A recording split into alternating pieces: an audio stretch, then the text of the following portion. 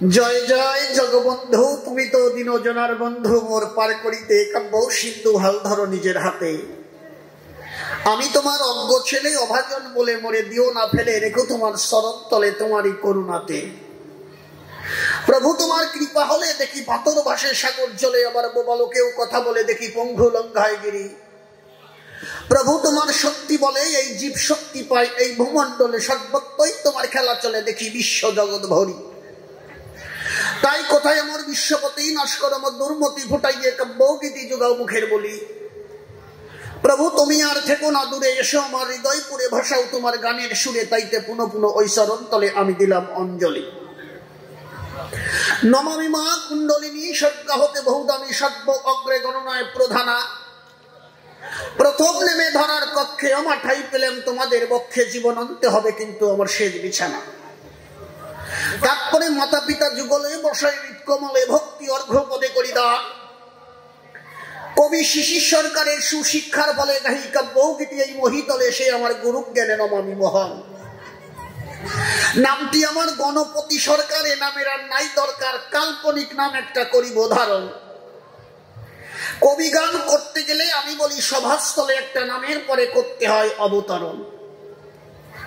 তাই আমি গণপতি সরকারের নামটি ছাড়ি, আমি শীতরের রাজ রানা কুম্ভের নামটি ধরি। দাঁড়াইলাম আসরের বরাবরই, আপনারা শুনলেন সর্বজন। আমার বিপক্ষে আছেন যিনি, আমারই গুরুদেব কবিয়াল শিশির সরকার গুণমণি। তিনি আসরে এসে এদানে মীরাবাই ভূমিকা করিবেন গ্রহণ। কমিটি দিয়েছে সিদ্ধান্ত, আপনারা শুনেছেন, কিন্তু এই আলোচনার বৃত্তান্ত আমি ধীরে ধীরে এই শাক্ত এবং বৈষ্ণব আলোচনা করতে চাই। একদিকে ভক্তা মীরাবাই, তার তো কোনো তুলনা নাই। আরেকদিকে তারই স্বামী রানা কুম্ভ একজন। আমি আবারও চরণ ধরে গরিমানায় কেউ কথাবার্তা বলবেন না, কারণ প্রশ্নপত্র না শুনলে পরে জবাব শুনে আনন্দ পাবেন না আসলে। এই জন্য প্রশ্নপত্রের আসে বিশেষ প্রয়োজন। আমি এক এক করে প্রশ্নগুলি মীরাবাইয়ের কাছে দিব তুলি, আপনারা যারা শ্রোতা মণ্ডলী বসে বসে করিবেন আকর্ষণ। মীরাবাইয়ের সাথে যে সম্পর্ক রয় আমি দিয়ে যাই তার সত্য পরিচয়। জাগতিক জগতে আমরা দুইজন স্বামী স্ত্রী, মিথ্যা কথা নয়। আমরা একই সঙ্গে থাকি, আমি বলি আপনার দিকের বরাবরই, এইটা জানে কিন্তু বিশ্ববাসী জন। কিন্তু আলোচনা শুরু করার আগে আমি বলি আপনাদের পুরোভাগে, আমাদের বিবাহের আগে যে ঘটনা ঘটলো এই বিশ্বভুবন, আমি সেই কথা আসরে দিব বক্তৃতা। তখন আমি মীরাবাইকে চিনি না, তখন মীরাবাইকে দেখি নাই। কিন্তু আমি যখন চিতরের রাজ রানা কুম্ভ অন্তরে নিয়ে অনন্ত দম্ভ, আমি যখন সিংহাসনে বসতে যাই, তখন আমার মন্ত্রীবর্গ যারা ছিল আমাকে ডাক দিয়ে বলল, এখনো তোমার বসার যোগ্যতা হয় নাই। আমি বললাম কেন? বলছে রাজ সিংহাসনে বসতে গেলে তার অনেক যোগ্যতা লাগে, তোমার সেই যোগ্যতা নাই তোমার ভিতরে। আমি বলি এখন, আমি বলি তোমার গোচরে এই রাজ সিংহাসনে বসতে হলে আমাদের কিছু শর্ত পালন করতে হবে। এখন মন্ত্রীবর্গ যারা ছিল যখন আমাকে এই কথা বলল, আমি বললাম এমন কি জগতে আছে আমার করতে হবে পালন। বলছে দেখো, তুমি যে রাজা হবা আমার কথা নেবা, তোমার মাথায় কতটুকু বুদ্ধি আছে? বলদ মানুষ রাজা করলি তো কাজ হবে না। এখন যদি যে জায়গায় স্থানে যার যোগ্যতা নাই সেই জায়গায় বসালে হয়? অযোগ্য মানুষ বসালে হয়? তোমার কতটা যোগ্যতা আছে আমরা দেখিতে চাই। কথা নাও, যদি রাজা হতে চাও সর্ব অগ্রে তুমি একা একা হরিণ শিকারে যাও, মানে হরিণ শিকারে গিয়ে আমার হরিণ শিকার করতে হবে, কিন্তু কাউকে নেওয়া যাবে না। আমি বলছি এই কাজটা করলে আমি সিংহাসনে বসতে পারবো? বলছে হ্যাঁ, আর একটা কাজ আছে। রাজা যদি হতে হয়, রানী যদি না থাকে পাশে, সেই সময় তাকে পরিপূর্ণ রাজা কয় না বিশ্বভুবন। তোমরা আমার কথা দেবে, এই দুটো কথা পালন করবে। এক হচ্ছে একা একা মৃগয়ায় হরিণ শিকারে যাবে, আর একটা বিয়ে করে রানী আনবে গর্বে, তাহলেই আমরা রাজা বলে মেনে নেব। তখন এই কথা শোনার পরে আমি অশ্বশালা থেকে ঘোড়া বের করে, অশ্ব বের করে আমি গভীর অরণ্যে করেছি গমন। শিকারে যাবার পরে হরিণ শিকার বত্তরে আমি ধনুর্বাদ তখন করিলাম ধারণ। ধনুর্বাদ ধরে যখন আমি হরিণ শিকার করতে যাই, কিন্তু হরিণ আমাকে দেখা মাত্র পালিয়ে যায়। একা একা হরিণ শিকার করা অত সোজা নয়। কি বলবো, আপনার দিকের ধারে যদি হরিণ শিকার করতে যান একা একা, বুঝতে পারবেন অনেক লোক না থাকলে চারিপাশে ঘিরে যদি শিকার না করা হয়, একা একা শিকার করা যায়। কিন্তু আমি যখন হরিণ শিকার করতে যাই, আমাকে হরিণ দেখে পালিয়ে যায়। আমি মনে ভাবলাম তাই একা একা এইভাবে শিকার করা যাবে না, একটু বুদ্ধি খাটানো চাই। কি করতে হবে? হরিণ হিজলিকার পাতা খায়। আমি মনে মনে ভাবলাম সেই সময় আমি ওই পাতা ছিঁড়ে রাখবো একটা গাছের গোড়ায়, যেখানে হরিণ আসা যাওয়া চলাফেরা করে সব সময়। আমি হিজলিকার পাতা ছিঁড়ে রেখেছি গাছের গোড়ে, আর ধনুর্বাদ নিয়ে উঠেছি ওই গাছের আগায়। কিছুক্ষণ পরে হরিণ যখন ঘোরাঘুরি করে, ওই হিজলিকার পাতা খেতে ওই গাছের গোড়ায় আসে। বুদ্ধি থাকলে যা হয়। এখন ওই হিজলিকার গাছের গোড়ায় যখন এলো, আপনাদের কাছে বলা ভালো, আমি তখন ধনুর্বাণ তুলে আমি একটা হরিণ সেখানে শিকার করেছি ভাই। আমি মনে ভাবলাম তাই প্রজাদের একটা কথা তো মানিয়েছি, অন্তত হরিণ শিকার করে নিয়ে বাড়ি যাই, আর একটা মেয়ে আগে বিয়ে করে রানী সাতাইয়া মোটামুটি রাজ সিংহাসনে বসবো। সেই সময় কি বলবো আপনার দিকের দ্বারে, আমি যখন হরিণ নিয়ে গভীর অরণ্য থেকে আমার রাজ্যে ফিরছি রে ভাই, আমি যখন অরণ্য থেকে বাইরে আসি, আমি বলি আপনার দিকের কাছাকাছি, তখন হঠাৎ করে একটা গানের সুর আমার কর্ণে ভেসে এসেছে রে ভাই। আমি জীবনে কত গান শুনেছি, কিন্তু এত সুরলিত কণ্ঠে আমি এইরকম গান জীবনে শুনি নাই। এই গান শোনার পরে আমি ভাবলাম অন্তরে যে আমার মনে আছে, ভাবো কে এই গান গায়, আমি তার একটু দেখে নেব, কারণ এইরকম গান গায়, এইরকম সুর জীবনে দেখি নাই, না জানি কে এই গানটি গায়। আমি ধীরে ধীরে সেই দিকে করিলাম গমন। সেখানে যাবার পরে দেখি একটা মেয়ে কাননে একা একা ফুল তুলছে, আর ওই মেয়ের কণ্ঠের থেকে এই গানের সুর বেশি আছে। মেয়েটা দেখতে অপরূপ সুন্দরী। আমি ভাবলাম তাই যে এই মেয়েকে বিয়ে না করে আমার যাওয়ার কায়দা নাই। মানে মনে মনে ভেবেছে এক কাজে দুই কাজ, হরিণ শিকার হয়ে গেছে, আর এই মেয়ে নিয়ে যদি যাই এক কাজে দুই কাজ হয়ে যাবে।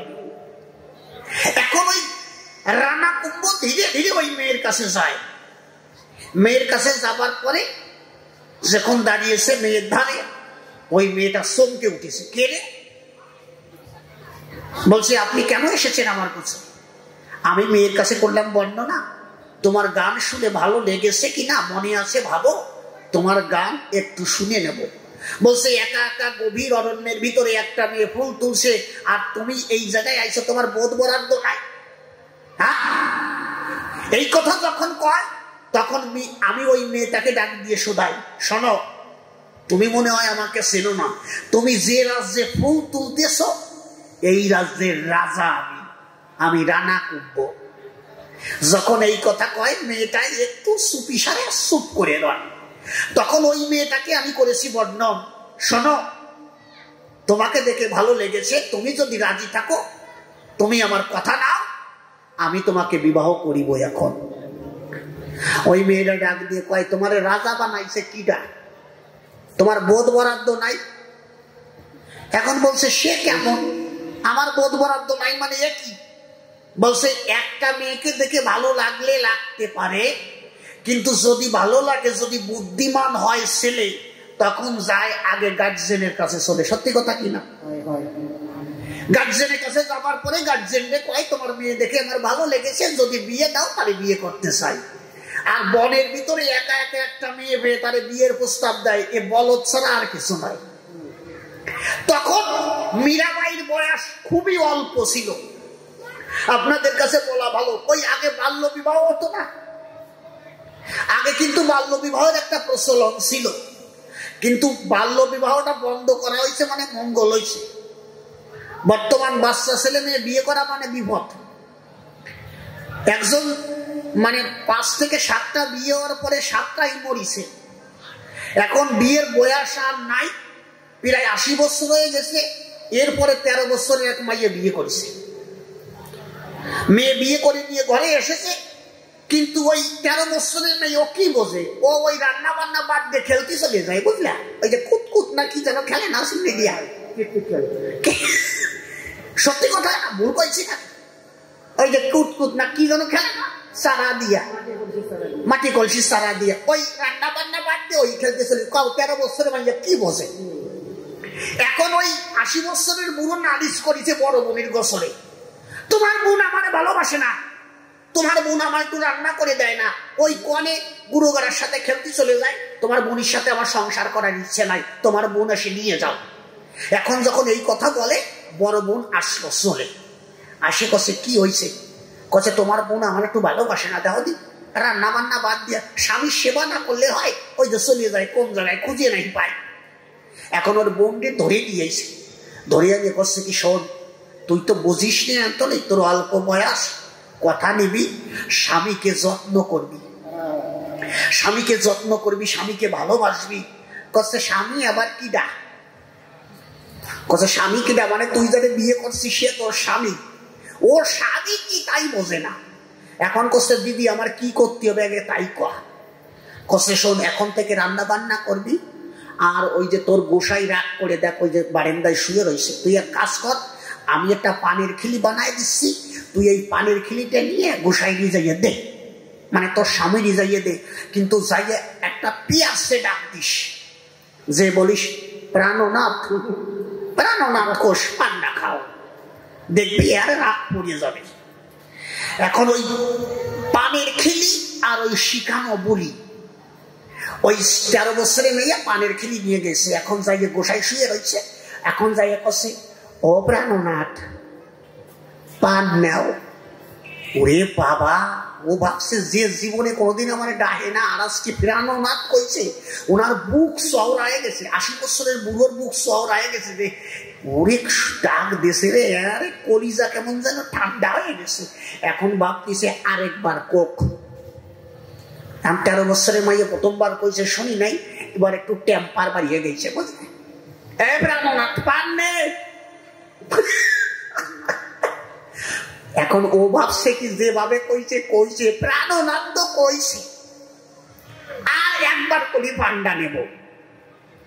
এখন 2বার কইছে, বোঝো না বাচ্চা ছেলে মেয়ে ওরা কি বোঝে, 2বার কইছে নাই নাই, এখন কইছে এ প্রাণনাথ নিবি না লাঠি দিয়ে ফেলাই দেব।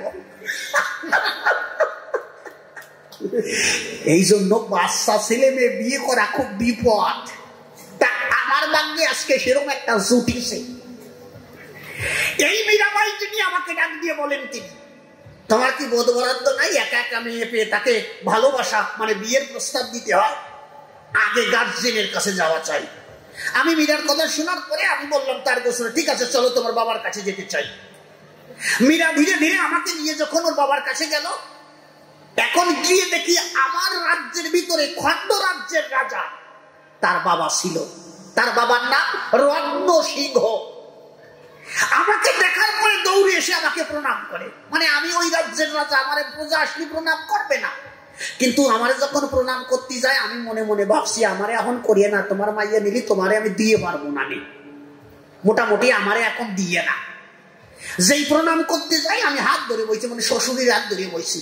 এখন করছে বাবা প্রণাম করে না। এখন ওই মীরার বাবা ভাবে কি আমারে বাবা কয় কেন, বাপ তো বেশি ভালো না।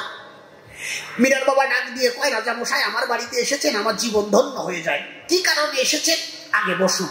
বলছে না বসবো পরে, আমার কথা নাও, তোমার মেয়েকে দেখে ভালো লেগেছে, যদি পারো তোমার মেয়েকে আমার সঙ্গে বিবাহ দাও। কি বলবো আপনার দিকের গোসলে এই কথা যখন বললাম, মীরাবাইর বাবার গোসলে মীরার বাবা করে বর্ণনা, মেয়ের একটু মত নিতে হয় কিনা, কারণ মেয়ে ছেলে বিয়ে দিতে গেলে তাদের একটু মত নেওয়া চলে। সত্যি কথা কিনা, আমার সত্যি কথা না, একটু মেয়ে ছেলেদের মত নিতে হয় না। জোর করে বিয়ে দিলে বিপদ হয়, তাই 3-4 দিন পরে আবার ফিরিয়ে আসে, খুব অসুবিধা হয়ে যায়। কি বলবো, আপনার দিকের দাঁড়িয়ে ছিল আগের দিনই ছিল। আগের দিনে মা মানে ছেলে মেয়ের কাছে কোনো মতামত নয়, গার্জেন যেটা বলতো সেইটা হতো। গার্জেনে যত ছেলে দেখতে, গার্জেনে যত মেয়ে দেখতে, দেখে পছন্দ হলে এদের বিয়ের তারিখ ঠিক করে আসতো। মেয়েরে বলতো তোমার জন্য ছেলে দেখা হয়ে গেছে, ওই যে বেনালি ওই যে পৌষখালী যেখানে মেলা হয় ওই জায়গা দেখা হয়ে গেছে মেয়ে, ওই মেয়ে তোমার সঙ্গে বিয়ে হবে। এই কথা যখন বলে তখন কিন্তু ওদের ভিতরে কোনো দেখা সাক্ষাৎ হয় না, এটা আগে ছিল। এই জন্য দেখবেন বিবাহ অনুষ্ঠানে একটা পর্ব আছে, এর নাম হচ্ছে শুভ দৃষ্টি। সত্যি কথা কিনা? এই শুভ দৃষ্টি কেন? কোনদিন ছেলে মেয়েটাকে দেখে নাই, মেয়ে কোনদিন ছেলেটাকে দেখে নাই, এই যে প্রথম ওকে ভিতরে দেখা দেখি হলো, এই বিবাহের একটা নাম, একটা পর্ব, এর নাম হচ্ছে শুভ দৃষ্টি। আর এখন তো আর কত শুভ দৃষ্টি বিয়ের আগে হয়ে যায় তা ঠিক নাই। এখন শুনছি মাইয়ে নাকি ওই বিয়ে হওয়ার আগে নাকি শ্বশুর বাড়িতে ঘুরিয়ে আসে, এরকম আছে নাকি? এইরকম দিন পড়িয়ে গেছে বাবা। যেই মেয়েটার বিয়ে ঠিক হয় ওই মেয়েটা কান্না শুরু করে, আগের দিনের কথা। আর মাইয়েটা কি কান্নাকাটি করে, মনে মনে চিন্তা করে কোন জায়গায় যাবানি, কোন শাশুড়ি পাবানি, কোন শাশুড়ি কি করবে না, খাতি দেবে না, না জন্মের খাটান খাটাবে না, জন্মের কাজ করাবে না, মানে এইভাবে মেয়েরা কাঁদতো। আর এখন দিন পাল্টে গেছে, যুগ মানে সেই রকম নাই। এখন আর বৌমারা কান্দে না, এখন যেই বিয়ে ঠিক হয় এখন শাশুড়িরে কান্দা শুরু করে। ছেলে যেই বিয়ে ঠিক হয় শাশুড়িরে কান্দা শুরু করে যে কোন বিষ কাটালি আমার বাড়ি আসবেন, এটা ঠিক নাই। হাসার কথা না, বাস্তব কথা, ওই কান্না শুরু করে। কিন্তু যখন ওই মীরাবাইয়ের কাছে শুনতে যায় মেয়ে এবং বাবা কি কথা কয়, আমি ভাই শুনি নাই, কিন্তু মীরার বাবা সে ডাক দিয়ে কয় আমার মেয়ে রাজি আছে, কোনো অসুবিধা নাই। যখন মীরার বাবা রাজি হলো, আপনাদের কাছে বলা বলো, সঙ্গে সঙ্গে আমাদের গান্ধর্ব মতে ওখানে বিয়ে হয়। তাহলে প্রজাদের যে কথা ছিল, একটা হরিণ শিকার করা হলো, আর পাশে রানী নিয়ে আমি ফিরছি আমার রাজ্যের রানীরা। আমার মাকে খবর দেওয়া হলো, আমার মা বরণ কুলা নিয়ে সিংহ দরজায় দাঁড়িয়েছিল। আমি যখন আমার রাজ্যে প্রবেশ করেছি রে ভাই, সেখানে যাবার পরে আমার মা দেখি বরণ কুলা নিয়ে দাঁড়িয়ে আছে। আমি ধীরে ধীরে মায়ের চরণে গিয়ে মাকে প্রণাম করলাম, দান মানে আমার জন্মদাতা মা, যিনি আমাকে জন্ম দিয়েছে। প্রণাম করার পরে আমি উঠে বললাম মীরাবাইকে, ও মীরা, এই হচ্ছে আমার জন্মদাতা মা, প্রণাম করো। কি বাড়ি আসি নতুন বউরে প্রণাম করে না? এখন সেই মীরারে বলছে আমার মারে প্রণাম করো। এখন মীরাবাই যেই আমার মারে প্রণাম করতে গিয়েছে, আমার মা বলন কুড়া রেখে আমার মীরার হাত ধরে বলছে, ও বৌমা, আমারে প্রণাম করতে হবে না, কথা নাও। আমাদের সর্ব অগ্রে যে কোনো কাজ করতে হলে আগে মা কালীকে স্মরণ করতে হয়। আমার বলদা ছেলে তো বোঝে না, আমার মা কালীকে দেখে প্রণাম করেছি দান। আমি মাকে করলাম বর্ণনা, মা নতুন জীবন শুরু করেছি কিনা, আশীর্বাদ কর দান, যাতে সারা জীবন তোর চরণে থেকে সেবা করে আমি এই রাজ্য চালাতে পারি, এই বিশ্বভুবন। এই কথা বলার পরে মীরা দেখি দাঁড়িয়েছে আমার পাশে। আমি বললাম, দেখো, আগে প্রণাম করতে গিয়েছো আমার জন্মদাতা মা, আর এ হচ্ছে বিশ্ব প্রসবিনী মা, একে প্রণাম করো দান। যে বিশ্বখানা প্রসব করেছে, আমরা হচ্ছি তার সবাই সন্তান, কথা নাও, এই বিশ্ব প্রসবিনী কালী মাতাকে আগে প্রণাম দাও। এখন মীরাবাই দাঁড়ায় রয়েছে, প্রণাম তো রাম করে না। আমি ভাবলাম প্রণাম করার আগে মন্তর তন্তর করছে নাকি, খানিক কইয়ে নো, পরে প্রণাম দেবে। কি বলবো, আপনার দিকের দাঁড়িয়ে এই কথা বলার পরে এখন প্রণাম আর দেয় না। আমি বললাম, ও মীরা, প্রণাম দিবা না? প্রণাম তো আমার দেয় না। এখন আমি বললাম কি যে একটু রাগ করে বললাম, মানে বিটা মানুষের একটা যে পাওয়ার থাকে, ও মীরা, প্রণাম করবা না? মীরা করে বর্ণনা, আমার জীবন যৌবন মনপ্রাণ আমি কৃষ্ণের চরণে করেছি সমর্পণ, এই মাথা তোমার কালীর চরণে নোয়াব না। এখান থেকে প্রশ্ন করবো, শুরু আপনারা শুনবেন জ্ঞানী আর গুরু। আমি প্রথম প্রশ্ন করি, না মীরাবাই, তুমি দিও তার সমাধান। এই জগৎ সংসারে কৃষ্ণ, হরি, গৌরাঙ্গ, রামচন্দ্র যে ভগবানকে পেতে চায়, সর্ব অগ্রে আমার মা চরণে যদি কেউ পূজা না দেয়, সে কোনোদিন কৃষ্ণ ভগবান রামচন্দ্র কোনোদিন পাবে না বিশ্বভুবন। কারণ প্রথম ধাপ হচ্ছে আমার মা কুণ্ডলিনী শক্তি। এই কুণ্ডলিনী শক্তি যদি কারো জাগৃত না হয়, সে কৃষ্ণ বা হরিকে পাওয়া তার সম্ভব নয়। এই জন্য সমস্ত মুনি ঋষিগণ আগে প্রণাম করে আমার মা কালিকার পায়। আর তোমাকে করলাম বর্ণনা, তুমি বলছো প্রণাম করবো না। এই জন্য তোমার কাছে প্রথম প্রশ্ন করি, দান আমার জন্মদাতা মা করেছে বর্ণনা, আমাকে প্রণাম করতে হবে না, আগে তুমি বিশ্বপ্রসবিনী মাকে প্রণাম করো দান। তাহলে আমার কথা নেবে, প্রথম প্রশ্নের তুমি জবাব দিবে। তুমি এই বিশ্বপ্রসবিনী মাকে প্রণাম না করে আমার নিজের মাকে কেন করলে অসম্মান? এইটাই আমি তোমার কাছে জানতে চাই। সভ্য অবস্থান কি কারণ উত্তরে আমার মা কালীকে প্রণাম করো নাই? কারণ জগৎ সংসারে এই কৃষ্ণ পূজা দিয়েছে আমার মা কালিকার পায়। যদি বলেন কোথায়?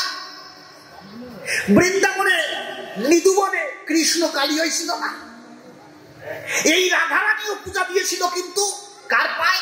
আমার মা কালিকার পায়। কারণ বিশ্বের যত ভগবান আছে, আমি বলি আপনার দিকের বসে সর্বপ্রথম প্রণাম করেছে আমার মা কালিকার পায়। তার মানে আমার মা হচ্ছে বিশ্বপ্রসবিনী মাতা। তাহলে এই বিশ্বপ্রসবিনী মাতাকে প্রণাম না করে আমার নিজের মাকে করলে কেন অসম্মান? এই প্রথম প্রশ্ন তোমার কাছে করিলাম অর্পণ। সুন্দরভাবে করিও বর্ণ। এই বাবা সামনে কথা বলিস না, এই কথা বলিস না বাবা। আমা আপনারা বুঝতে পারিছেন? আর ঘরের বিটি মানুষ তো বর্তমান বিটি মানসিকই যে জোর, ওকে একটাই জোর আছে, ওই ঝগড়া করতে পারে। এই যারা ওকে দ্বারাই কোনো কাজ হয় না, বুঝলে? এখন কি করবো, বিয়ে করিয়ে বলছি, যা করে তাই শুনতে হয়। আর বর্তমান সময় যা খুব খারাপ যাচ্ছে মা, এখন আর ওই বিটার কথায় সংসার চলে না। চলে রাজা হোক, উকিল হোক, ব্যারিস্টার হোক, তোমার অফিসে যাইয়া মাতুক পড়ি আসে, বাড়ি এসে যাই হুক করে পারবে, সেই আরে বিজেপি রেলের মতো চিত হয়ে পারবা তুমি। সত্যি কথা কি না মা? এখন মাদের যা একটা সম্মান, ওরে বাবা, এক রাজ্যের রাজা, সে মনে পেয়েছে মজা, সে মনে করে বিবেচনা আমার রাজ্যে প্রজারা কেমন আছে একটু দেখি। এখন করছে প্রজারা দেখতে যাওয়া লাগবে না, মন্ত্রী করছে আর দেখতে যাওয়া লাগবে না। কারণ কি? কয় সব ঘরে বিটি মাতুক বড় হয়ে গেছে। করছে তার মানে? করছে সব সংসারের মহিলাদের কথাই চলে। করছে কি যে আমি বিশ্বাস করি না। কয় বিশ্বাস করি না, সবাইকে ডাক দাও। এখন রাজা একটা সিস্টেম করেছে, ওই রাজ্যে বেড়াপিট হয়ে গেছে যে আমার রাজ্যে মানে মায়েদের কথায় কয়টা সংসার চলে আর বাবাদের কথায় কয়টা সংসার চলে। আমি একটু দেখবো, তোমরা কালকে সকালে আমার বাড়ি আসবা, যে সংসার মায়েদের কথাই চলে সে তাদের কাছে একটা আপেল দেব, আর যে সংসার বাবাদের কথাই চলে তার একটা গোড়া দেব। এখন রাজ্যের সকালবেলা সমস্ত প্রজা এলো, আপেলের একটা বড় করে ঘর করলো। এখন ওই রাজা দেখে সকালে সন্ধ্যা পর্যন্ত সবাই আপেল নিচ্ছে, কিন্তু কেউ গোড়া নেয় না। তার মানে রাজার বোঝায় গেছে যে সব বাড়ি বিটি মাতব্বর, যে মহিলাদের কথাই চলে। খুব অসুবিধা হয়ে গেল। এখন রাজা ভাবতেছে একটা লোক নাই আমার রাজ্যে যার কথায় সংসার চলে। হঠাৎ করে সন্ধ্যার সময় একজন পালোয়ান এলো। সেই এসে রাজাকে কয়, রাজা মশাই আমার দিকে একটু তাকানো চাই, দেখেন আমি হচ্ছি পালোয়ান, আমার কথায় আমি যেই কথা কই আমার বিটি বয়তে কোন জায়গায় ফলাবে তার ঠিক নাই। আমার কথায় আমার সংসার চলে, আমার একটা গোড়া দেওয়া চাই। এখন এই কথা যেই করছে যে না, দেখতে তো তোমার খারাপ মনে হচ্ছে না, ঠিক আছে দাও, ওরে সব থেকে ভালো গোড়াটা দিয়ে দাও। এখন ওরে সব থেকে ভালো কালো রঙের একটা গোড়া দিয়ে দিল, যে গোড়াটা বেশি দৌড়ায়।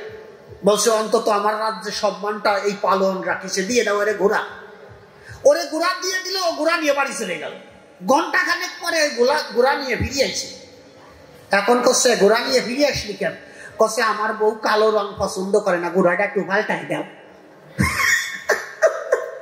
যখন এই কথা কইছে, তাই শালা ঘোড়া তুই আপেল নিয়ে যা, তোর ঘোড়া নেওয়ার ক্ষমতা নাই,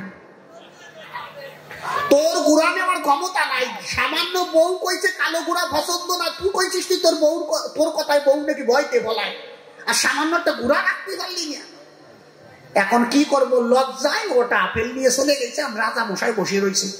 হঠাৎ করে রাত্রে মন্ত্রী এসে বলছে, মন্ত্রী বলছে রাজাকে, রাজা মশাই একটা ভুল হয়ে গেছে। কি? আপনি একটা কঠিন ভুল কাজ করেছেন। প্রজাদের এক একটা করে আপেল দিছে, এই আপেল না দিয়ে যদি 5 কিলো চাল দিতেন, আপেল নিয়ে কারে দেবে? চলবে দেবে না, মাইয়েরে দেবে না, বৌড়ি দেবে। 5 কেজি চাল দিলি অন্তত প্রজারা একদিন খাইয়ে বাঁচতে পারতো, তাই চাইল না দিয়ে আপেল দিলা কেন? রাজা করছে যে আমি তো চাইলি দিবার চাইছিলাম 5 কেজি, তা তোমার রানী শুনলো না, তোমার রানী আপেল না দিয়ে ছাড়বে না। এখন মন্ত্রী করছে তাহলে তুমি একটা আপেল নিয়ে ঘরে যাইও। এ যেই কইছে রাজা মশাই বিয়া যে আমার ঘরেও তো আমার কথায় সংসার চলে না। এখন মন্ত্রীর করছে তাই তুমি এত সকালবেলা আইছো কি জন্য, মানে এত রাত্রি আইছো কি জন্য, এই কথা তো সকালেও বলতে পারতিয়া। মন্ত্রী করছে আমি তো ওনারে কইছিলাম, ঘরের গিন্নিরই কইছিলাম আমি সকালে যে কবানি, তা উনি এখনই হটাই দিল, এখন না গেলেই হবে না। কছে তুমি যাওয়ার সময় তো একটা আপেল দিয়ে যাইও। এই জন্য এখন আমাদের কথায় আর সংসার চলে না। তা আমার ঘরের যেটা এইরকম একটা বিজাত আমার জুটিছে, এই জন্য চরণ ধরে করি মানা। মীরা প্রশ্নের জবাব সঠিক দেবে কিনা আমি জানি না, কিন্তু তোমার কাছে আমি জানতে চাই যে বিশ্ব প্রসবিনী মাতা, যে বিশ্বখানা প্রসব করেছে আমার মা কালিকা, তাকে প্রণাম করে অসম্মান করলে তুমি আমার মাকে প্রণাম করলে না কেন? এই প্রথম প্রশ্নের তুমি দিও সমাধান। তুমি কৃষ্ণ ভক্ত আমি মেনে নিলাম, কিন্তু জগৎ সংসারে আমার মায়ের উপরে আর কেউ নাই। আমার মা হচ্ছে সর্বশ্রেষ্ঠ। আমি বলি স্পষ্ট, মিথ্যা কথা নয়। আমার মা যদি শ্রেষ্ঠ না হয়, মা হচ্ছে প্রথম তালা, প্রথম স্তর। এই স্তরটাকে যদি কেউ ভালোভাবে না জানে, কোনোদিন হরিকৃষ্ণ পায় না জগৎ সংসারে।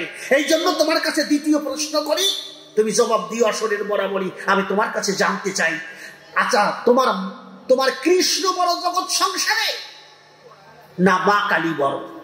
এইটা তুমি কথা ধরো, সুন্দরভাবে এই প্রশ্নের জবাব করো। আমি তোমার কাছে জানতে চাই, কালী বড় না কৃষ্ণ বড়? ধরো আবার কথা বলো। এই দ্বিতীয় প্রশ্ন তোমার কাছে আমি জানতে চাই। এই দুইখানা প্রশ্ন করলাম, তারে আপনারা শুনলেন নারী নরে। এরপরে কিছুদিন সংসার করছি। সংসার করার পরে আমি মনে ভাবছি, তাই আমি তো রাজা আর আমার মীরাবাই হচ্ছে আমার রানী। তাহলে রাজা রানী তো আছে, কিন্তু আমরা যখন মরে যাব বংশ রক্ষা করবে কে? এই জন্য বংশ রক্ষা করবার তরে আমি গেলাম মীরার গোসরে। মীরার গোসরে যে বলছি, মীরা কথা না, বংশ রক্ষা করবার জন্য এখন আমাদের বংশ রক্ষা করা চাই। বুঝতে পারছিস বংশ রক্ষা মানে কি? এই কথা যখন মীরাবাইকে বলেছি, মীরাবাই করে মানা, এই জমি বিক্রি হয়ে গেছে, এই জমিতে আর চাষবাস হবে না। আমি অবাক হয়ে বললাম, আমি বিয়ে করি আনছি, আবার জমি কই চাষ করা যাবে না? কত বড় আদারিয়ে বিটি মানুষ দেখছ, এর সাথে সংসার করা যায়? আমি ভাবলাম বাচ্চা মেয়ে তো এখনো বোঝে না, 2 দিন ভালো কথা বললি বলবে না। এখন কয়েকদিন পরে আমারে করছে, তোমার কালী মন্দিরে আমি প্রণাম করবো না, আমার একটা কৃষ্ণ মন্দির করে দাও। এখন আমি ভাবলাম তাই ঠিক আছে, কৃষ্ণ মন্দির। দেখবেন মেয়েদের সত্য সত্য সত্য সত্য যদি মানে চাওয়া পূরণ করে, তাই স্বামীর একটু বেশি ভালোবাসে। কিন্তু একটা কোয়াল আছে, দেখবেন মাস ভরে ঝগড়া করতেছে, মাস ভরে ঝগড়া করতেছে, হঠাৎ করে একদিন বাড়ি এসে যদি বউর মুখে মিষ্টি কথা শোনো, মনে রাখবা ওই দিন বিপদ আছে। মনে রাখবা ওই দিন বিপদ আছে। তার মানে বুঝতে পারবা যে সারা মাস আমার সাথে ঝগড়া করেছে, আজকে এত মিষ্টি কথা করছে কেন? তার মানে তোমার সর্বনাশ করিয়ে ছাড়বে ওই দিন। তা আমার কাছে এসে মিষ্টি মিষ্টি কথা করছে, মীরাবাই শুনছো কি? আমি ভাবলাম ঘষে ঘষে কথা করছে কেন, ব্যাপারটা বেশি ভালো না। করছে যে আচ্ছা আমার একটা কৃষ্ণ মন্দির করে দাও। আমি ভাবলাম যদি কৃষ্ণ মন্দির করে দিই, এরপরে যদি আমার একটা সুযোগ দেয়, কারণ আমি জানি নারী জন্ম সার্থক হয় মাতৃত্বে। একটা মেয়ে যদি সন্তান জন্ম না দেয়, সে যদি মা না হতে পারে, তার নারী জন্ম বৃথা। আমি সেই নারী জন্ম সার্থক করবার তরে আমি যেতে চেয়েছিলাম মীরার বছরে। মীরা কয় আমার তাদের দরকার নাই। আচ্ছা যে নারী সন্তান হয় না তারা কি কয়? হ্যাঁ, ওরে অনেকে কয় না, বাজা কয় না যে ওর মুখ দেখা যায় না। আমি করছি না যে আমারটার মুখ দিয়ে না তোমরা, আমি কিন্তু এক করছি না।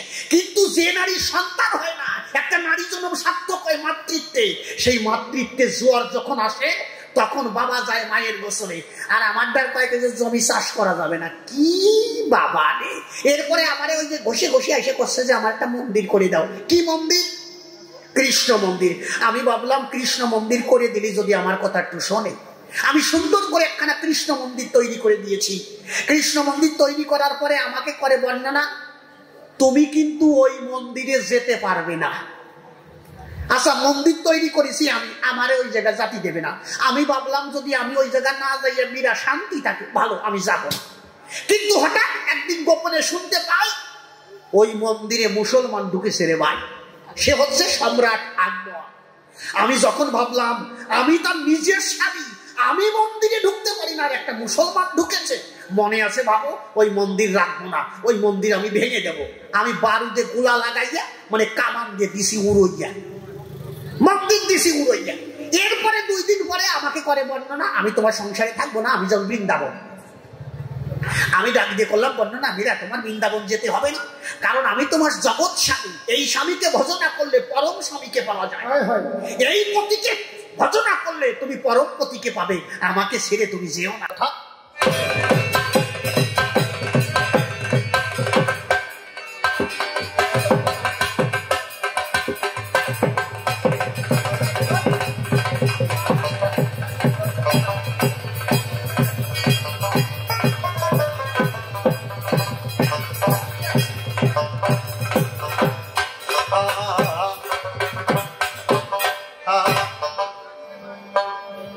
সাধু হতে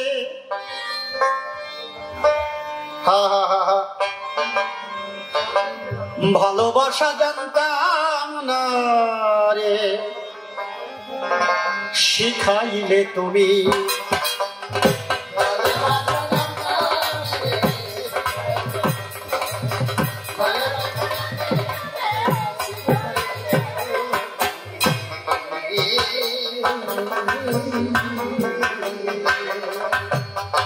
তোমার মিষ্টি মুখের হাসি দেখে, মিষ্টি মুখের হাসি দেখে পাগল হলাম আমি।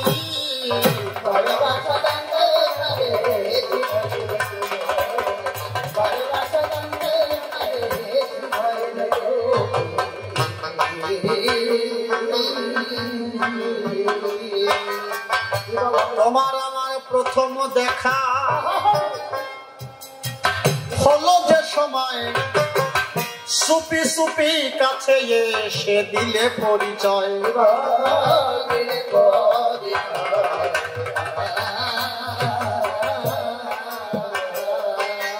আর তোমার আমার প্রথম দেখা হলো যে সময়, আর চুপি চুপি কাছে এসে দিলে পরিচয়।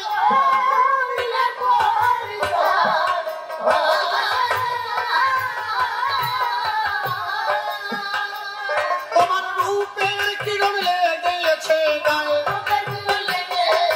তোমার রূপের কিরণ লেগেছে গায়ে, এখন কাঁদি আমি।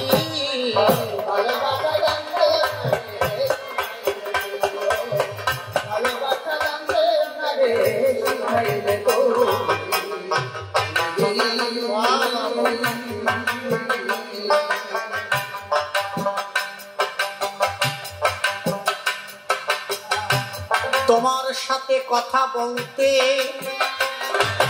আমার খুবই ইচ্ছা হয়, তুমি কথা না কহিলে কবু সম্ভব নয়।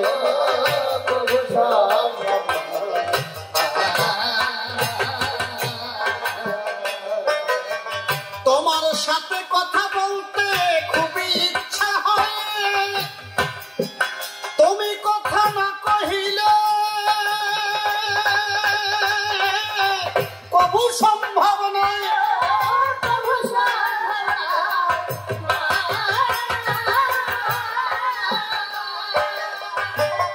আমি স্বপ্ন মাঝে দেখি তোমায়, আমি স্বপ্ন মাঝে খুঁজি তোমায়, খুঁজে ফিরি দিন যাবি।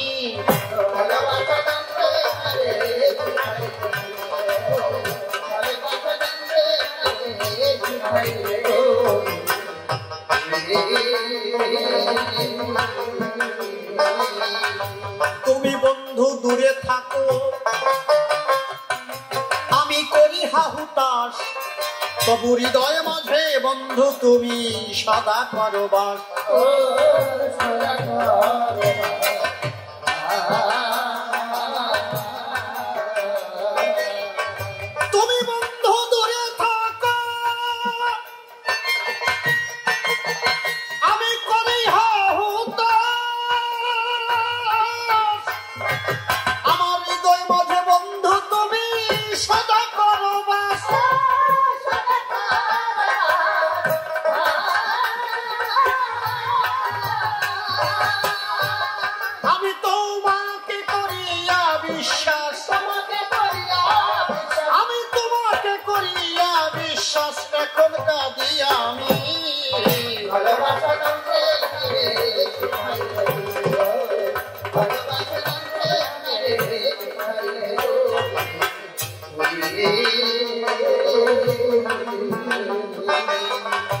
সায়ন বলে বন্ধু তুমি সুখে থাকো চিরদিন, আমায় তুমি মনে রেখো ভুলো না কোনোদিন।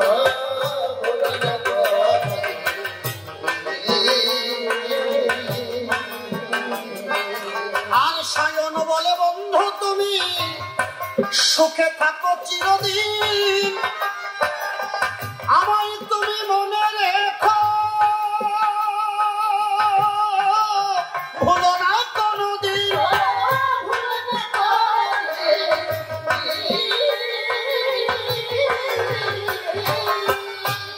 আমি তোমার আশায় দিনের পর দিন,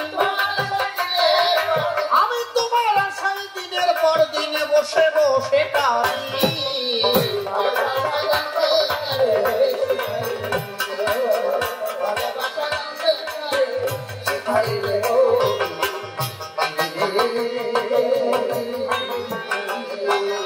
আর রানা কুম্ভ নামটি নিয়ে সভাতে দাঁড়াই, কিছু প্রশ্ন করে গেলাম আমার মীরাবাইয়ের ঠাই। যেভাবেতে প্রশ্নপত্র সভায় করলাম দান, এক এক করে ধরে ধরে তার দিও সমাধান।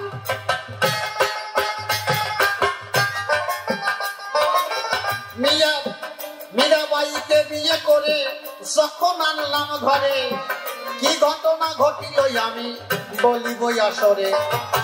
মা কালীকে প্রণাম করতে যখন দেখো বলি, তখন ওই মীরাবাই শোনেন শ্রোতা মন্ডলী, দাঁড়িয়ে থাকে মাকে দেখো প্রণাম করে না দান।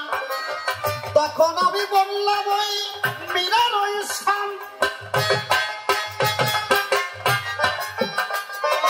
আমার মাকে কেন প্রণাম করো না বলো দেখি তাই।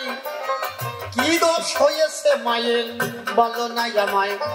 তাই প্রথম প্রশ্ন তোমার কাছে করে গেলাম দান, ধরে ধরে সবাই এসে তার দিও সমাধান।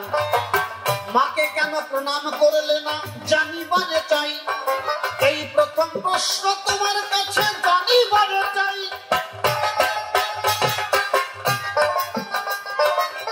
দ্বিতীয় প্রশ্ন তোমায় করি আমার কথা নিও, ভালোভাবে আসরে এসে বোঝাইয়া দিও। কালী বড় না কৃষ্ণ বড় জানিবারে চাই, ধরে ধরে ব্যাখ্যা করে বোঝাবে আমায়। মায়ের উপরে কোনো কিছু এই জগতে নাই, আমার মা হলো জগতের সেরা তোমাকে জানাই। কৃষ্ণ দুর্গা যারা যারা যারা ছিল, রামচন্দ্রেও মায়ের চরণে প্রণাম করিল। যত দেব দেবতাই আছে আমার মায়ের চরণে প্রণাম করে, সেই কথা বলে যাই আমি তোমার বছরে। কালী কালী বড় না কৃষ্ণ বড় জানিবারে চাই, ধরে ধরে জবাব দিও ধর্ম সবার গায়ে। আমাকে ছেড়ে তুমি যাবে বৃন্দাবন, এই জন্য তোমার কাছে জানতে ইচ্ছা। স্বামী কি ছেড়ে বৃন্দাবন যাবার দরকার নাই, এই স্বামীকে ভজিলে ওই স্বামী পাওয়া যায়। বৃন্দাবনে যাবে তুমি ভেবে দেখো তাই, তাহলে সংসারে বসে ভগবান পাওয়া যায় না তাই। সংসারে বসে ভগবান দেখো পাওয়া যায়, এর কত নিদর্শন রয়েছে যে তাই। তাহলে আমাকে ছেড়ে কেন তুমি যাবে বৃন্দাবন, এই প্রথম দ্বিতীয় প্রশ্নের বলি যে অর্পণ। তৃতীয় প্রশ্ন করলাম আমি আমার কথা নিও, ভালোভাবে আসলে এসে বোঝাইয়া দিও। তবে আর বেশি কথাই আমি বলবো না, ছেড়ে দিয়ে যাবো আমার এই কাব্য আলোচনা। এরপরে মীরাবাই আমার সভাতে আসিবে, তাহার ভাবের কথাগুলি তুলিয়া ধরিবে। যদি এসে কোন ভাবে সে কোন কোন কথা কয়, কোন ভাবে এসে দায়ী করে ভাবের পরিচয়, সেই ভাবে থেকে দেখে বলে যাবো তারে, এই তো বাসনা আমার রয়েছে। তুমি আর বেশি কথাই আমি বলবো না, ছেড়ে দিয়ে যাবো আমার কাব্য আলোচনা। যাক, তবে বেশি বলে কোনো দরকার নাই, আমার মতো ভাবিকানে শেষ করিতে চাই। অনেকভাবেই অনেক কথা বলতে গেলে পরে অনেক ভুল কবিতায় হয়ে যেতে পারে। আপনাদের চরণেতে করি নিবেদন, আমার ভুল দিয়ে সব করিবেন মাধ্যম। তবেই আর বেশি কথা বলবো না, ছেড়ে দিয়ে যাবো। আমার কাপড় আয় দিকে আসেন, বক্তব্য করতে যাবো।